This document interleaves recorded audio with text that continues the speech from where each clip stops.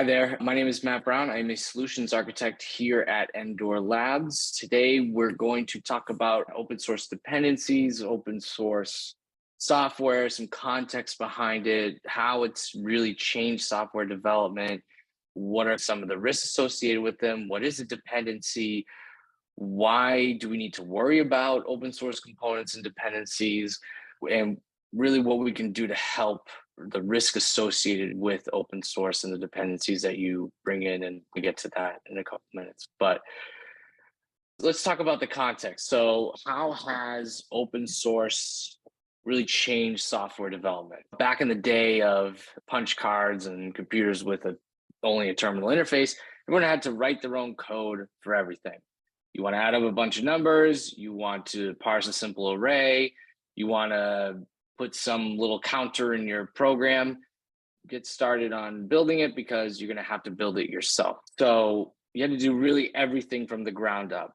You fast forward to today, and open source software has really just completely changed the game. You don't need to create your own little counter parsing tool or anything like that for your program.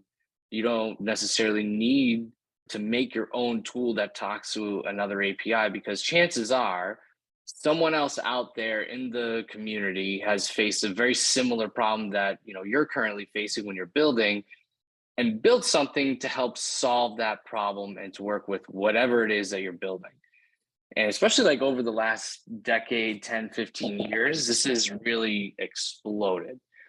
On average, 80% of any given new application is made with code that was written by someone else outside of your own company or organization. And these are the components that are called open source libraries, with software capabilities that are freely available under different licenses that really permit or sometimes require redistribution, right? Sometimes these licenses require that.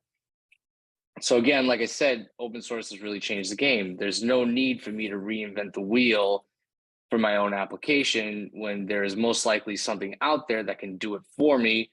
I can quickly find it and bring it into my own applications. If I need something to talk to GitHub's API to create a GitHub issue, chances are there's something out there. I can go ahead and bring it into my own application to do what I need it to do.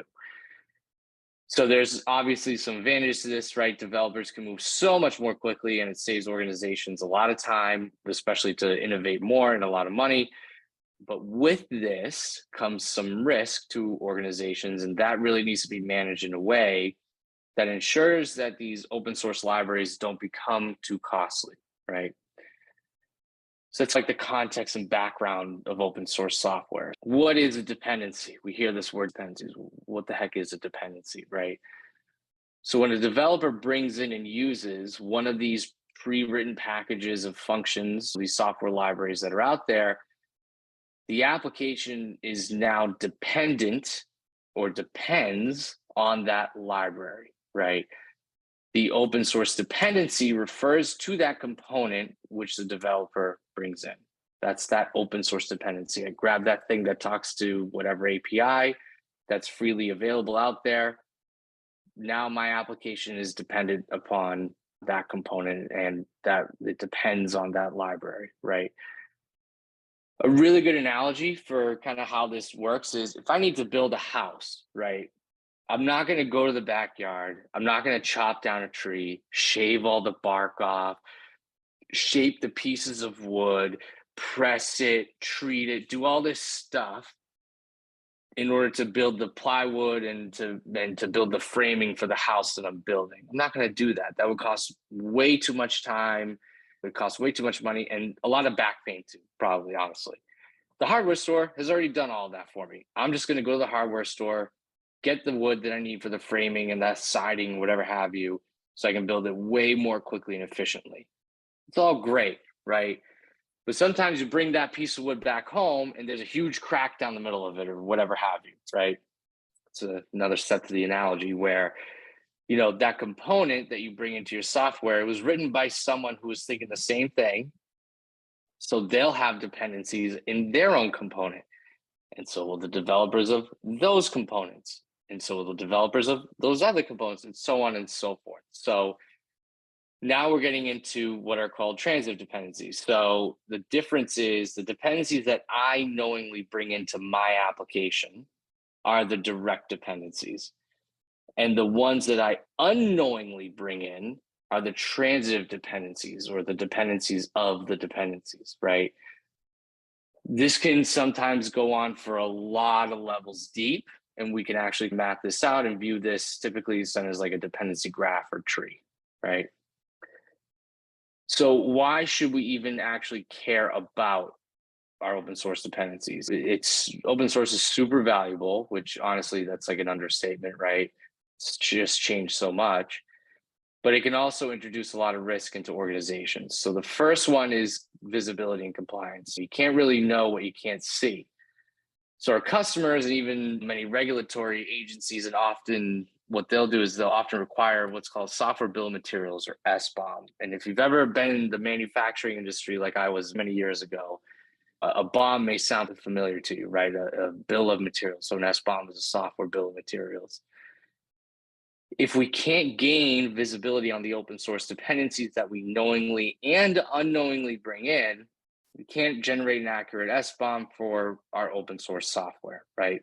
A lot of companies and a lot of agencies require one, or are going to especially start to require one soon. The second one, and this is pretty obvious, is the security risk. Vulnerabilities can exist in not only the dependencies that you know are brought in, but through those transitive ones as well, right?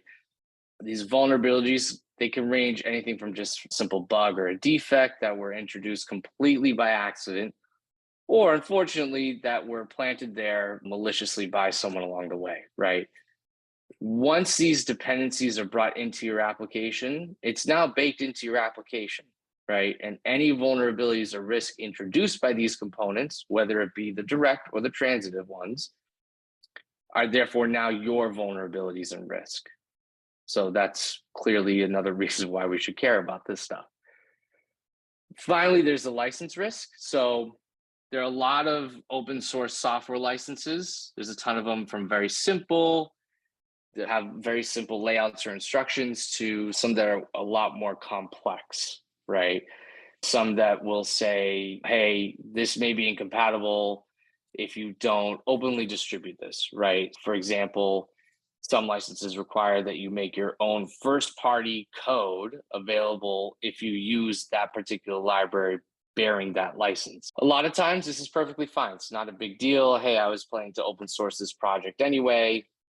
No problem. I'll be able to use this component. But there's a lot of instances where you obviously don't want to open source your own IP and your own kind of patent technology. So you can't use a certain component because that license does not let you. Some that might sound familiar, like GPL or MIT, right? So it may not seem like a huge risk at first, but from a legal perspective, that is a really big risk that you have to be aware of, right? Now that we know what open source is, what it entails, what some of the risks are, and everything like that, how do we actually help? How do we help you out? A few different ways. We'll be able to give you a thorough understanding of your overall open source supply chain and the risks that it can introduce, and how to react to those risks, how to prioritize those types of risks too, right? We can help develop the skills and the knowledge for organizations to gain a much better understanding of the open source dependencies being brought in throughout their life cycle. So it's a whole dependency lifecycle management, whether that's selecting the right dependencies from the very beginning to make sure you get off on the right foot throughout the life of that dependency or that open source software. Securing your supply chain by understanding how vulnerabilities and attacks are affecting dependencies within your organization, or are certain vulnerabilities within dependencies not affecting your organization. This comes down to a big prioritization question of, am I actually using this particular component and its capabilities, or just part of it? Am I actually affected by it? Is it reachable, right? Maintaining the quality of your dependencies by helping developers prioritize which risks they address and the severity of those risks, how those risks affect your organization. And finally, complying with internal and external requirements for visibility into your software bill of materials and dependency risks. So I hope this helps. Thank you very much for watching. Please feel free to reach out if there's anything that we can do to help. Take care now.